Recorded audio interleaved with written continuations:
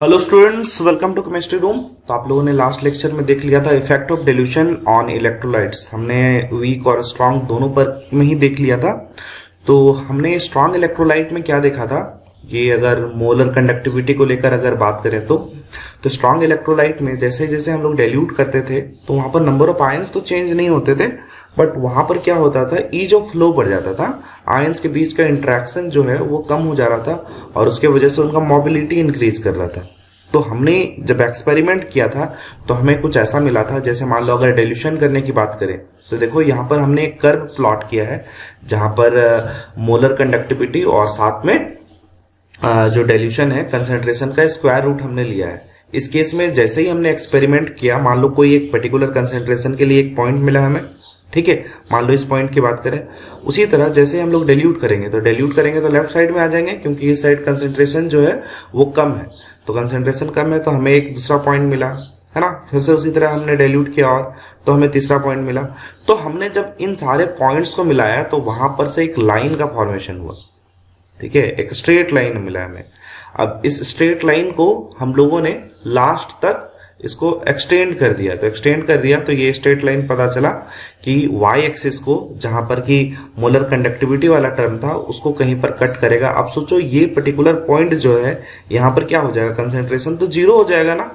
तो concentration zero हो जाएगा तो हम लोग बोल सकते हैं ये molar conductivity for zero concentration, या यही जो पॉइंट था इसको हमने इनफिनाइट डिल्यूशन कहा। तो देखो इसको दोनों चीज से रिप्रेजेंट करेंगे, लैम्डा एम नॉट या फिर लैम्डा एम इनफाइनाइट, ठीक है।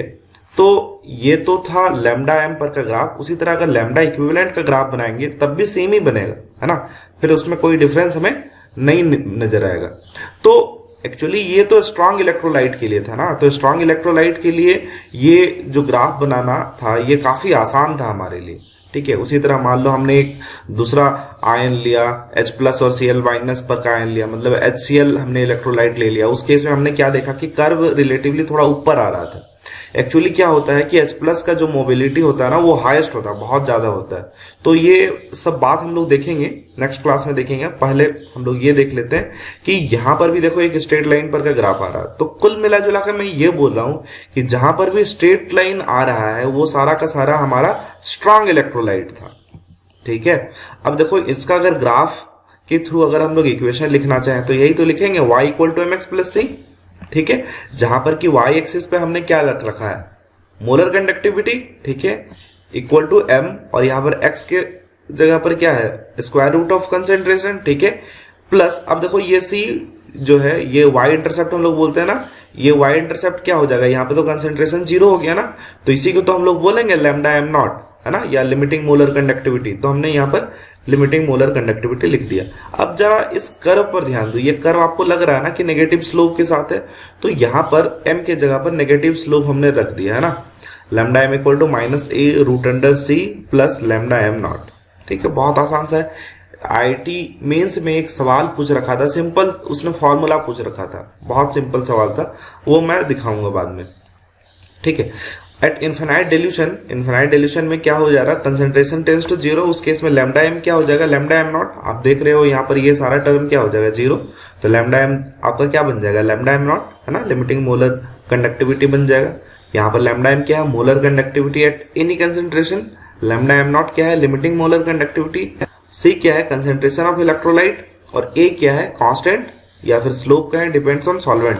ये सॉल्वेंट पर डिपेंड करेगा, जैसे उसका विस्कोसिटी हो गया, सरफेस टेंशन हो गया, और भी सॉल्वेंट का ये जो प्रॉपर्टी है एक्चुअली ये उस पर डिपेंड करेगा। बट यही बात जब हम लोग वीक इलेक्ट्रोलाइट के लिए किए थे, है ना, तो वीक इलेक्ट्रोलाइट में दो फैक्टर था, एक तो नंबर ऑफ आयंस भी इंक्रीज कर रहा था और दूसरा फैक्टर क्या था हमारा कि ईज ऑफ फ्लो भी इंक्रीज कर रहा था। अब अगर दोनों ही इंक्रीज कर गए तो देखो यहाँ पर कर्व तो अब ये स्ट्रेट लाइन नहीं आया था, है ना। तो जैसे मान लो CH3COH के लिए हमने चेक करा तो हमारा जो कर्व मिला ये सारे पॉइंट्स मिल गए। अब ये पॉइंट्स मिल गए तो अब अगर ये कर्व स्ट्रेट लाइन नहीं मिला, है ना, ये कुछ रैपिडली इंक्रीज कर रहा था डिल्यूशन के साथ, तो हमें ये नहीं पता है कि ये पॉइंट जो है, मतलब ये लाइन जो है वो कहां पर इंटरसेक्ट करेगा y एक्सिस को। तो अगर हमें वो पॉइंट नहीं मिल पाएगा तो हम लोग नहीं बोल सकते ना लिमिटिंग मोलर कंडक्टेंस क्या जाएगा इसका, ठीक है, या कहें कि इनफिनाइट डिल्यूशन में इसका जो मोलर कंडक्टिविटी होगा वो क्या होगा वो हमें एग्जैक्टली नहीं पता चल पाएगा इस कर्व के थ्रू या कहें कि ग्राफिकल मेथड के थ्रू। तो इसके लिए हम लोगों ने कॉलरॉस लॉ पढ़ना है। यहाँ पर देखो फॉर्मिक एसिड का कर्व जो है ना एसिटिक एसिड से ऊपर बन रखा है। इसका मतलब तुम्हें तो पता ही है ना कि फॉर्मिक एसिड जो है वो एसिटिक एसिड के रेस्पेक्ट में रिलेटिवली थोड़ा ज्यादा एसिडिक है। तो यहाँ पर number of H plus ions ज्यादा मिलेंगे ना। तो number of H plus ions अगर ज्यादा मिलेंगे तो जाहिर सी बात है मोलर कंडक्टिविटी उसका ज्यादा होना बनता है। तो आपको नजर आ रहा है यहाँ पर इसका भी ग्राफ जो है वो डिल्यूशन के साथ क्या हो रहा है मोलर कंडक्टिविटी बढ़ता हुआ नजर आ रहा है। ठीक है, बट यहाँ पर हम लोग लिमिटिंग मोलर कंडक्टेंस या फिर इन्फिनाइट डिल्यूशन पर का मोलर कंडक्टिविटी की बात करें तो वो हम लोग नहीं निकाल पाएंगे। तो हमें एक दूसरा मेथड यूज करना पड़ेगा, जैसे कोहलर्स लॉ यूज करना पड़ेगा। अब कोहलर्स लॉ जरूरी नहीं है कि हम लोग इसी के लिए यूज करें, कोहलर्स लॉ का और भी बहुत सारा यूज है, बट हाँ हम लोग क्या करेंगे वीक इलेक्ट्रोलाइट पर के लिए भी हम लोग जो है लिमिटिंग मोलर कंडक्टिविटी उसके थ्रू फाइंड कर सकते हैं। तो देखो कॉलरॉस लॉ का स्टेटमेंट क्या है, at infinite dilution total molar conductivity of solution is sum of molar conductivity of all cations and anions in solutions. मतलब सारे तरह पर के आयंस का बात कर रहा है इन सॉल्यूशन। अब यहां पर एक बात गौर करने वाला है जो कि इनफाइनाइट डिल्यूशन। तो लास्ट क्लास में लास्ट लेक्चर में हमने इनफाइनाइट डिल्यूशन को स्टडी किया था। इनफाइनाइट डिल्यूशन मान लो वो वॉल्यूम था जहां पर कि ये सारे इलेक्ट्रोलाइट्स कंप्लीटली डिसोसिएट हो जाते थे, मतलब अल्फा का वैल्यू आपका 1 होता था। ठीक है, तो उस केस में इनफाइनाइट डिल्यूशन के केस में ठीक है टोटल मोलर कंडक्टिविटी जो सारा मोलर कंडक्टिविटी होगा पूरे का पूरा इलेक्ट्रोलाइट का वो उस इलेक्ट्रोलाइट पर का जो डिसोसिएट किया हुआ आयंस होगा उनका इंडिविजुअल मोलर कंडक्टिविटी के सम के बराबर होगा। जैसे मान लो कि एक इलेक्ट्रोलाइट AB है, ठीक है, तो AB अगर डिसोसिएट होगा तो बनेगा क्या A प्लस और B माइनस ही ना। ठीक है, तो अगर AB का हम लोग मोलर कंडक्टिविटी का बात करें इनफाइनाइट डिल्यूशन में तो उसको रिप्रेजेंट हम लोग कर सकते हैं लैम्डा इनफाइनाइट AB, या कई बार यहाँ पर कैप भी यूज कर सकते हैं। देखो हम लोग जब आयन में कन्वर्ट करते हैं ना तो वहां पर लैम्डा यूज करते हैं आयंस पर के लिए, बट यहाँ पर हम लोग कैप भी यूज करते हैं, कई बार लैम्डा भी यूज कर देते हैं। ठीक है, तो लैम्डा इनफाइनाइट ये क्या हो जाएगा A प्लस उनका इंडिविजुअल आयंस, यहाँ पर प्लस क्या हो जाएगा लैम्डा इनफाइनाइट B माइनस। उसी तरह NaCl के लिए भी हो जाएगा लैम्डा M है ना, NaCl के लिए lambda M Na plus infinite है ना, lambda M infinite Cl minus. उसी तरह MgCl2 के लिए, अब देखो यहाँ पर Cl के 2 आयन है ना, Mg का 1 आयन है, तो यहाँ पर Mg2 प्लस का 1 आयन, अब प्लस 2 Cl माइनस पर का आयन। ठीक है, तो लैम्डा M इनफाइनाइट MgCl2 हो जाएगा lambda M infinite Mg2 plus plus 2 times lambda M infinite Cl minus, क्योंकि यहाँ पर Cl के 2 आयन है। अब मान लो ये इस चीज को देखो लैम्डा M इनफाइनाइट AlCl3 ये क्या हो जाएगा lambda M infinite Al3 plus plus 3 times lambda M infinite Cl minus होगा ना, तो क्योंकि यहाँ पर Cl पर के 3 आयन थे। उसी तरह देखो नया टर्म आ गया इक्विवेलेंट कंडक्टिविटी का। तो इक्विवेलेंट कंडक्टिविटी में हम लोग सेम फॉर्मूला यूज कर सकते हैं, बट यहाँ पर सारे इक्विवेलेंट के टर्म में लिखेंगे। तो लैम्डा इक्विवेलेंट NaCl क्या हो जाएगा lambda equivalent infinite Na plus plus lambda equivalent infinite Cl minus, lambda equivalent infinite MgCl2। अब जरा ध्यान देना यहाँ पर MgCl2 है ना, तो lambda equivalent infinite Mg2 plus plus lambda equivalent infinite Cl minus यहाँ पर लिखा है। अच्छा तुम लोगों को ये पता होगा कि जैसे मान लो MgCl2 है तो हम लोग जब रिएक्शंस लिखते हैं तो चलो मोलर के लिए मान लो बोलते हैं कि जैसे NaCl है या MgCl2 है, MgCl2 के लिए बोलते हैं Mg का 1 मोल क्लोरीन के 2 मोल के साथ रिएक्ट करता है, जबकि इक्विवेलेंट में आप क्या बात करते हैं आप याद करो, आप बोलते हो ना Mg का 1 इक्विवेलेंट Cl के इक्विवेलेंट के साथ रिएक्ट करता है। तो यहाँ पर कॉफिशिएंट लिखने की जरूरत नहीं। जब हम लोग इक्विवेलेंट के टर्म में बोलेंगे ना तो हम लोग बोल देंगे lambda equivalent infinite Mg2 plus plus lambda equivalent infinite Cl minus. यहाँ पर 2 नहीं लगाएंगे, आप गौर करना यहाँ पर। अब देखो जैसे इसका मोलर कंडक्टिविटी का अगर बात करो, नेक्स्ट देखो lambda M infinite Al2SO4 whole thrice. तो इसको हम लोग मोलर कंडक्टिविटी के बारे में अगर बात करेंगे तो हम लोग बोल सकते हैं 2 times lambda M infinite Al3 plus और 3 टाइम्स देखो इसके SO4 के 3 आयंस है ना SO4 2 माइनस के, तो हम लोग बोल देंगे 3 लैम्डा इनफाइनाइट SO4 2 माइनस। ठीक है, आयंस के टर्म में ये तो हमने डिफाइन कर लिया, बट जब यहाँ पर क्या होगा इक्विवेलेंट कंडक्टिविटी की बात आएगी तो देखो यहाँ पर ये जो कॉफिशिएंट है ना ये कॉफिशिएंट 2 और 3 नहीं लिखेंगे ना, हम लोग डायरेक्ट लिख देंगे lambda equivalent infinite L3 plus और lambda equivalent infinite SO4 2 minus. आसान सा बात है ना। इस बात को हम ऐसे प्रूफ करके सोच भी सकते हैं। देखो क्या हमने जो डेफिनेशन पढ़ा था लैम्डा एम का, वो क्या था, kappa into 1000 divided by M. और इक्विवेलेंट कंडक्टिविटी के लिए हमने क्या पढ़ा था, kappa into 1000 divided by capital N, है ना। यहाँ पर मोलैरिटी था एम और एन यहाँ पर नॉर्मलिटी था। तो इसको हम लोग लिख सकते हैं क्या, kappa into 1000 divided by M into N factor. Normality तो वही होता है, मोलैरिटी इंटू एन फैक्टर, ठीक है। अब देखो कप्पा इंटू 1000 बाय मोलैरिटी जो है, ये टर्म क्या है, ये एक्चुअली में कैप एम ही तो है, मोलर कंडक्टिविटी ही तो है। तो हम लोग कैप इक्विवेलेंट इक्वल टू क्या लिख सकते हैं, molar conductivity divided by N factor क्या। उसी तरह अगर इन्फिनाइट डिल्यूशन के केस में बात करें तो नॉट नॉट हमने लगा दिया है कि नहीं। तो देखो कैप एम इक्विवेलेंट MgCl2 के लिए अगर हम लोग लिखना चाहें तो मोलर कंडक्टिविटी के टर्म में क्या लिखेंगे, cap am not MgCl2 divided by 2, क्योंकि इसका एन फैक्टर तो 2 हो जाएगा ना, सॉल्ट है।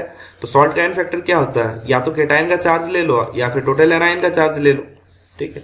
तो देखो लैम्डा इक्विवेलेंट Mg2 प्लस, इसको हम लोग बोल सकते हैं ना, इसको अगर इक्विवेलेंट के टर्म में जैसे हम लोगों ने अभी तोड़ा है ना, Mg का इक्विवेलेंट Cl के इक्विवेलेंट के साथ रिएक्ट कर रहा है, तो हम लोग बोल सकते हैं ना lambda not equivalent Mg2 plus अब plus lambda not equivalent Cl minus. ये इक्वल टू क्या हो जाएगा, देखो इसको अगर आप डिवाइड करोगे तो ऐसा ही हो जाएगा ना, इसको अगर आप तोड़ोगे मोलर इक्विवेलेंट के टर्म पे, lambda naught m Mg2 plus plus 2 times lambda m not Cl minus. याद रखना मोलर के टर्म में कर रहे हैं, इसीलिए हमने नंबर ऑफ आयंस को भी यहाँ रिप्रेजेंट कर दिया, ठीक है।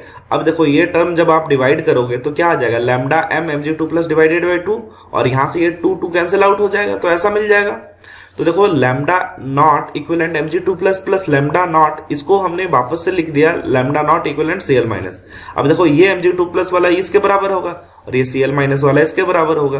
तो यहां पर देख लो क्या आ गया, lambda not equivalent Mg2 plus, ये इसके बराबर हमने कर दिया lambda naught m Mg2 plus by 2। देखो यही तो होना चाहिए ना। अब जब इसके बराबर होगा, जब हमने कंपेयर कर दिया, तो हम लोग बोल सकते हैं ना equivalent equal to limiting molar conductivity divided by N factor. देखो 2 इसके लिए, क्योंकि Mg में 2 प्लस चार्ज है ना, तो ये 2 आ गया। उसी तरह क्लोरीन के केस में क्या आ गया, lambda not equivalent Cl minus equal to lambda naught MCl minus divided by 1 क्या। तो हम लोग बोल सकते हैं हम लोगों ने जो तभी फॉर्मूला करा था वो सही था, मतलब हम लोगों को अलग से कॉफिशिएंट लगाने की जरूरत नहीं, वो डायरेक्ट ऐसे ही आ जाएगा। चलो इसी कॉन्सेप्ट पर एक सवाल कर लेते हैं जो कि नीट ने पूछा था। बोल रहा है which of the following expression correctly represents the equivalent conductance at infinite dilution of L2SO4 whole thrice given that lambda naught L3 plus and lambda naught SO4 2 minus are equivalent conductance. ध्यान रखो ये equivalent conductance दे रखा है, तो equivalent conductance में हमने क्या देखा था, यहाँ पर हमें कॉफिशिएंट लगाने की जरूरत नहीं, अगर इनको ऐड करेंगे तो डायरेक्टली क्या आ जाएगा, lambda naught L3 plus plus lambda naught SO4 2 minus. आसान सा बात है ना। इनफिनाइट डिल्यूशन में हमने डायरेक्टली कॉलर्स लॉ यूज कर दिया इक्विवेलेंट के केस में, ठीक है। तो ये क्वेश्चन तो यूं ही देख के ही बनने लायक था, बहुत आसान से सवाल पूछा था। अब देखो और इसमें कैसे सवाल आते हैं ना, बहुत आसान से सवाल आते हैं। जैसे मान लो एक सवाल मैंने ले लिया है, क्वेश्चन में दे रखा है लैम्डा m इनफाइनाइट NaCl पर का दे रखा है 125 Simon centimetre square mole inverse. उसी तरह CH3CO Na पर का दे रखा है 90 Simon centimetre square mole inverse. उसी तरह HCl पर का दे रखा है cap m infinite 420 Simon centimetre square mole inverse, और हमें एसिटिक एसिड का पूछ रहा। तो बच्चे हम लोगों ने अभी कोहलर्स लॉ में क्या देखा, हमने तो यही देखा ना कि उनका मान लो एसिटिक एसिड का अगर इनफाइनाइट डिल्यूशन में मोलर कंडक्टेंस निकालने की कोशिश करेंगे तो उसके इंडिविजुअल आयंस के मोलर कंडक्टेंस के बराबर होंगे, ठीक है, या लिमिटिंग मोलर कंडक्टेंस के बराबर होंगे। तो देखो यहां पर क्या कर दिया, इसको मैंने डिसोसिएट कर दिया, तो ये हो जाएगा lambda m infinite CH3CO minus plus lambda m infinite H plus. अगर हमें इन दोनों का वैल्यू मिल जाए, ठीक है, तो कहीं पर देखना आयंस के फॉर्म में यहाँ पर लैम्डा लिखा रहता है, यहाँ पर कैप लिख रखा है, तो आप इसको लैम्डा कर लेना, ठीक है। यहाँ पर लैम्डा के टर्म में हम लोग बोलते हैं, क्योंकि आयंस में कन्वर्ट करते हैं ना, तो हम लोग उसको लैम्डा के टर्म पे ही रिप्रेजेंट करते हैं। अब देखो अगर इन दोनों चीजों का वैल्यू हमें पता हो तब तो आसानी से निकल जाएगा। अब देखो ये वैल्यू आप कैसे निकालोगे, अब जरा ध्यान दो, लैम्डा m इनफाइनाइट NaCl दे रखा है और लैम्डा इनफाइनाइट CH3CO Na दे रखा है ना, लैम्डा m इनफाइनाइट HCl दे रखा है। तो इन सबको हम लोग एक्सटेंड करके देखते हैं। Lambda m infinite CH3CO Na का क्या हो जाएगा, lambda m infinite CH3CO minus plus lambda M infinite Na plus. ठीक है, उसी तरह HCl पर के लिए भी हम लोग लिख सकते हैं, देखो इसके इंडिविजुअल आयंस का सम कर दिया, NaCl पर के लिए भी इसके इंडिविजुअल आयंस पर का सम कर दिया। अब क्योंकि हमें ये वैल्यू चाहिए, देखो CH3CO माइनस और H प्लस पर का, तो देखो तो यहां पर से हमें कहां कौन कौन से इक्वेशन से ऐसा मिल रहा। तो देखो हम लोगों ने हेस लॉ में भी ऐसा प्रॉब्लम किया था, तो याद करो जिस चीज को भी ऐड करना है, देखो CH3CO माइनस को मतलब ये वाला टर्म हमें ऐड करना है और साथ में H प्लस वाला टर्म, ये वाला टर्म हमें ऐड करना है, मतलब कि हमें इन दोनों टर्म को ऐड करना पड़ेगा। तो देखो 1 और 2 को जैसे ही आपने ऐड कर दिया तो ये दोनों टर्म तो हमें मिल गए, बट एक्स्ट्रा हमें Na प्लस और Cl माइनस मिल गया। ठीक है, अब देखो यहाँ पर थर्ड इक्वेशन जो दे रखा है वो Na प्लस और Cl माइनस को दे रखा है, तो अगर हमने थर्ड इक्वेशन इन दोनों के सम पर से सब्सट्रैक्ट करा, थर्ड इक्वेशन को मान लो हमने सब्सट्रैक्ट कर दिया, तो हमारे पास केवल यही बचेगा ना, तो यही बचेगा, तो यही तो हमारा आ गया लैम्डा एम इनफाइनाइट CH3COH। और देखो इन सब का वैल्यू हमारे पास इक्वेशन में दे रखा है ना। तो हमने क्या किया, 1 और 2 को ऐड कर दिया जिससे ये दोनों टर्म मिल जाए, और फाइनली ये सब्सट्रैक्ट कर दिया। सब्सट्रैक्ट करने से ये जो एक्स्ट्रा टर्म आ जा रहे थे ये कैंसिल आउट हो जाएंगे, और देखो इनका वैल्यू हमारे पास सवाल में पहले ही दे रखा था। ठीक है, तो हम लोग डायरेक्ट वैल्यू पुट करेंगे, तो यही हम लोग पुट करेंगे lambda M infinite CH3CONA lambda M infinite HCl minus lambda M infinite NaCl। अगर मान लो इन सबको हमने एक्सटेंड करा तो एक्सटेंड करने पे यही कुछ आएगा। ठीक है, अब देखो यहाँ पर कॉमन फैक्टर क्या आ जा रहा है, lambda M infinite Na plus, ये कैंसिल आउट हो जाएगा विथ नेगेटिव साइन।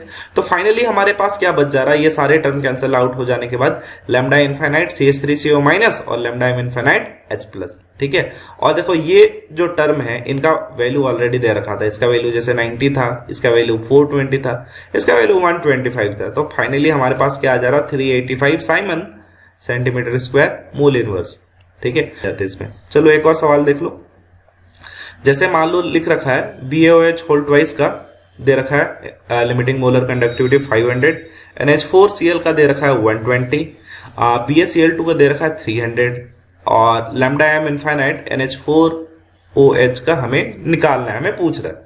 ठीक है, तो हमें फिर से वही फॉर्मूला सारा लगाना है, आप अपने से खुद से निकालने की कोशिश करो। ठीक है, और उसके बाद मेरे से मैच करो कि आपने सही बनाया है गलत बनाया। तो चलो इसको अब हम लोग सॉल्व करने की कोशिश करते हैं। तो lambda M infinite NH4OH equal to क्या हो जाएगा, lambda M infinite NH4 plus plus lambda M infinite OH minus, यही तो कोहलर्स लॉ ने बोला था ना, उसने क्या बोला था, इसका इंडिविजुअल आयंस पर के मोलर कंडक्टिविटी पर के सम के बराबर होगा, है ना, अगर इन्फिनाइट डिल्यूशन की बात करें तो। ठीक है, तो हमें एक्चुअली ये दोनों वैल्यू चाहिए। यहाँ पर देखो नॉट नहीं लिखा हुआ है, तो आप यहाँ पर नॉट मेंशन कर लेना और यहाँ पर NH4OH लिख लेना। ठीक है, तो ये दोनों टर्म अगर हमारे पास आ जाए तो काम बन जाएगा हमारा। अब हमारा रेफरेंस के लिए देखते हैं क्या क्या चीज दे रखा है। तो देखो यहाँ पर दे रखा है BaOH का होल ट्वाइस दे रखा है, लैम्डा एम NH4Cl दे रखा है, और लैम्डा एम इनफाइनाइट BaCl2 दे रखा है। अब देखो NH4 प्लस चाहिए हमें, तो NH4 प्लस कहां से मिलेगा, ये वाले टर्म से NH4 प्लस मिलेगा। OH माइनस कहां से मिलेगा, देखो BaOH होल ट्वाइस से OH माइनस मिलेगा। तो इन दोनों को हमें किसी ना किसी तरह से ऐड करना पड़ेगा, देखते हैं, है ना। देखो लैम्डा एम इनफाइनाइट NH4Cl जो है उसको अगर आप करोगे तो क्या हो जाएगा, lambda M infinite NH4 plus plus lambda M infinite Cl minus, बिल्कुल सही बात है ना। हमें ये टर्म चाहिए lambda M infinite NH4 plus और lambda M infinite OH minus. उसी तरह BaOH होल ट्वाइस को करोगे तो आपको ऐसे ही मिलेगा lambda M infinite Ba2 plus plus, देखो यहाँ पर 2OH आयंस है ना, तो 2 times lambda M infinite OH minus हो जाएगा। उसी तरह BaCl2 के लिए भी यही मिलेगा, lambda M infinite Ba2 plus plus 2 times lambda M infinite Cl minus. ठीक है, अब ध्यान दो, अगर हमने इन दोनों को ऐड करा बच्चे तो NH4 प्लस तो हमें मिल जाएगा, लेकिन साथ में इसके 2 आयंस मिलेंगे। ठीक है, बट हमें 2 आयंस तो नहीं चाहिए, हमें कितना चाहिए, 1 आयन। तो पक्की बात है, इसको अगर हमने हाफ से डिवाइड करा तो अब हमें 1 आयन मिल जाएगा OH माइनस का। ठीक है, तो इसको हमने क्या किया, इस इक्वेशन को हमने हाफ से डिवाइड कर दिया, मतलब हाफ से मल्टीप्लाई कर दिया, या ये कहें 2 से डिवाइड कर दिया। ठीक है, तो 2 से डिवाइड करेंगे तो ये टर्म भी 2 से डिवाइड होगी, अब ये टर्म भी 2 से डिवाइड होगी। अब हमारे पास lambda M infinite NH4 plus भी आ गया और हमारे पास lambda M infinite OH minus भी आ गया, ये दोनों टर्म आ गए। अब देखो एक्स्ट्रा टर्म हमारे पास Cl माइनस का आ जा रहा और इसका हाफ ऑफ Ba2 प्लस आ गया। ठीक है। इसके लिए हमारे पास थर्ड BaCl2 भी दे रखा है। अब BaCl2 को अगर आप लिखोगे तो ये यही तो हो जाएगा, lambda M infinite Ba2 plus 2 times lambda M infinite Cl minus. इसको भी अगर आपने 2 से डिवाइड किया तो देखो यहाँ पर क्लोरीन का 1 हो जाएगा और ये हाफ ऑफ Ba2 प्लस हो जाएगा। तो हमने मान लो इन दोनों को ऐड करा और साथ में जो एक्स्ट्रा टर्म आ रहे थे वो उन टर्म्स को हम लोग इनके इसको अगर सब्सट्रैक्ट कर देंगे तो वो कैंसिल हो जाएंगे। ठीक है, तो हमने यही करा, पहला दोनों को ऐड करा, है ना, और थर्ड वाले को हमने सब्सट्रैक्ट कर दिया। तो उसके रिगार्डिंग ये जो टर्म हमारे पास दे रखा था लैम्डा एम इनफाइनाइट NH4Cl का और lambda M infinite BaOH whole twice का और साथ ही लैम्डा एम इनफाइनाइट BaCl2 का, ये सारे वैल्यूज हमने लिख दिया यहाँ पर। तो 120 plus half of 500 minus half of 300, तो क्या हो जाएगा 120 प्लस 250 माइनस 150, ये आपका क्या आ जाना है 220 sin 1 centimetre square mole inverse, है ना, सिंपल है। एक और सवाल ले लेते हैं हम लोग कोहलर्स लॉ में। देखो ये सवाल पूछा गया है AIPMT 2012 में, ठीक है। तो बोला जा रहा है limiting molar conductivity of NH4OH, ठीक है। तो चलो इसके लिए मैं कुछ हिंट कर देता हूं, है ना। तो limiting molar conductivity of NH4OH जो हम लोग बोलेंगे वो क्या बोल सकते हैं, इनके इंडिविजुअल आयंस का जो लिमिटिंग मोलर कंडक्टिविटी होगा उनके सम के बराबर होगा। मतलब कि limiting molar conductivity of NH4 plus plus limiting molar conductivity of OH minus हम लोग बोल सकते हैं, ठीक है। अब देखो यहां पर से कुछ कुछ रेफरेंस दे रखा है, ठीक है। अब इसमें से कौन सा सही होगा आप कैसे सोच सकते हो। देखो यहां पर आप क्या कर रहे हो NH4 प्लस, अब इसके लिए हम आपको ऐड करना पड़ेगा किसका, NH4 प्लस का और OH माइनस का, ठीक है। यही दो टर्म तो आपको ऐड करना पड़ेगा। तो देखो मान लो अगर आप पहला ऑप्शन लेते हो तो पहला ऑप्शन क्या है NH4 प्लस और साथ में OH माइनस है, बट यहाँ पर फिर से आपने NH4 प्लस ऐड कर दिया तो ये तो नहीं होगा, साफ पता चल रहा है ना। वहीं NH4Cl में मान लो ये पहला चीज आपको NH4 प्लस मिल जाएगा और साथ में यहाँ पर OH माइनस भी मिल जाएगा। NH4 प्लस और OH माइनस मिल गया, यहाँ पर से आ गया। अब देखो एक्स्ट्रा टर्म आपको यहाँ पर Cl माइनस भी मिल रहा और Na प्लस भी मिल रहा, तो वो सारे एक्स्ट्रा टर्म जो है यहाँ पर देखो कैंसिल हमने कर दिया, लैम्डा एम इनफाइनाइट NaCl, तो यहाँ पर से Na प्लस और Cl माइनस भी मिलेगा, जो इसके Na प्लस और Cl माइनस एक्स्ट्रा आ गए थे उसको यहाँ पर से कैंसिल आउट कर देंगे, है ना। कितना आसान से सवाल पूछ रहा है, ठीक है। एक और सवाल ले लेते हैं। बोल रहा है molar conductivity at infinite dilution of NaCl, HCl and CH3CONa are 126, मतलब ये सारे वैल्यू दे रखे हैं ना, और पूछ रहा है CH3COH। वापस से मैं कोहलर्स लॉ लगाना है। CH3COH का क्या हो जाएगा मोलर कंडक्टेंस या लिमिटिंग मोलर कंडक्टेंस, है ना, limiting molar conductance of CH3CO minus plus limiting molar conductance of H plus. अब देखो ये सारे जो वैल्यूज दे रखे हैं इससे हम लोग निकालने की कोशिश करते हैं। तो लैम्डा एम नॉट CH3COH को हम लोग क्या लिख सकते हैं, इनके इंडिविजुअल आयंस के सम के बराबर। तो इसको तोड़ेंगे तो हमें यही तो मिलेगा CH3CO माइनस और साथ में H प्लस, तो उनके टर्म में हमने लिख दिया, ठीक है। हमें यही वैल्यू चाहिए, अगर ये सारे वैल्यू हमें मिल जाए तो हमारे पास CH3COH पर का लिमिटिंग मोलर कंडक्टेंस आ जाएगा। अब देखो हमारे पास दे क्या रखा है, CH3CONa का दे रखा है, HCl का दे रखा है और NaCl पर का हमें रेफरेंस के तौर पर दे रखा है। अगर इसको डिसोसिएट करेंगे तो क्या मिलेगा हमें, CH3CO माइनस और साथ में Na प्लस, तो इसको हम लोग इस ऐसे लिख सकते हैं। उसी तरह HCl को हम लोग क्या लिख सकते हैं, H प्लस और Cl माइनस के टर्म पे हम लोग लिख सकते हैं। NaCl को हम लोग क्या लिख सकते हैं, Na प्लस और Cl माइनस के टर्म पे हम लोग लिख सकते हैं, ठीक है। अब देखो ऐड हमें कौन सा करना है, तो पहला वाला टर्म ऐड करना है और साथ में H प्लस चाहिए तो ये भी ऐड करना है। बट इसी तरह हमें क्या मिल जाएगा, साथ में ये दो एक्स्ट्रा मिल जाएगा Na प्लस और Cl माइनस, ठीक है। तो इस एक्स्ट्रा को हम लोग अगर मान लो ये थर्ड वाला सब्सट्रैक्ट कर देंगे तो Na प्लस और Cl माइनस भी सब्सट्रैक्ट हो जाएगा। मतलब हमें क्या करना है, 1 और 2 का ऐड करना है और साथ में 3 सब्सट्रैक्ट कर देना है। तो 1 और 2 का ऐड कर दिया और थर्ड सब्सट्रैक्ट कर दिया और सारे वैल्यूज हमने यहाँ पर रख दिए, 1 के लिए जो था, 2 के लिए जो था और 3 के लिए वैल्यूज रख दिए। तो हमारे पास आसान सा आंसर आ गया 390.5 Simon centimetre square mole inverse, ठीक है, सिंपल। एक और सवाल ले लेते हैं। मान लो सवाल दे रखा है calculate equivalent conductivity of CH3COH at infinite dilution, और गिवन सारा टर्म इक्विवेलेंट कंडक्टिविटी के टर्म पे ही दे रखा है। CH3CO होल ट्वाइस Ba पर का दे रखा है, BaCl2 पर का दे रखा है और HCl पर का लिमिटिंग इक्विवेलेंट कंडक्टिविटी दे रखा है ना, X1, X2 और X3 आपको निकालना है। चलो आप खुद से बनाने की कोशिश करो और बाद में मेरे से मैच कर लेना। मैंने लेक्चर के स्टार्टिंग में जो आपको मैंने फंडा बताया था वो आपको मुझे लग रहा है याद ही होगा, है ना। फंडा क्या मैंने बताया था, यहाँ पर कॉफिशिएंट वगैरह ऐड नहीं होता है, यूज करो, खुद से बनाने की कोशिश करो, है ना। तो चलो हमें CH3COOH का चाहिए, तो CH3COOH के हम लोग लिख सकते हैं lambda equivalent CH3COH equal to lambda equivalent infinite CH3CO minus plus lambda equivalent infinite H plus, लिख सकते हैं ना, है कि नहीं। अब देखो ये जो दोनों टर्म है ये हमें इन सब टर्म से मिल जाएगा, तो हम लोग लिख सकते हैं lambda equivalent infinite CH3CO minus plus, देखो ये Ba2 प्लस, है ना, Ba2 प्लस पर का इक्विवेलेंट कंडक्टिविटी लिख दिया, प्लस उसी तरह हमारा सेकंड वाला टर्म क्या था फिर H प्लस और Cl माइनस, H प्लस और Cl माइनस भी लिख दिया, और साथ में हमने क्या कर दिया, ये BaCl2 वाला टर्म माइनस कर दिया, तो ये माइनस माइनस कर दिया, ठीक है। तो हमारे पास जो एक्स्ट्रा Ba2 प्लस वाला था और Cl माइनस पर का इक्विवेलेंट कंडक्टिविटी हमने ऐड कर दिया था, एक तरह से हम लोग उसको सब्सट्रैक्ट कर रहे हैं। तो ये सारे टर्म को देखो यहां पर से हम लोग डायरेक्ट आ सकते हैं, इसका वैल्यू देखो x1 ऑलरेडी दे रखा है ना, इसका वैल्यू x1 दे रखा है और इसका वैल्यू हमारे पास x3 दे रखा है और माइनस ऑफ x2, तो हमारे पास आंसर हो जाए। तो फिलहाल हम लोग यहीं तक करते हैं, आगे और भी प्रॉब्लम्स देख लेंगे और इसको आगे एक्सटेंड करेंगे।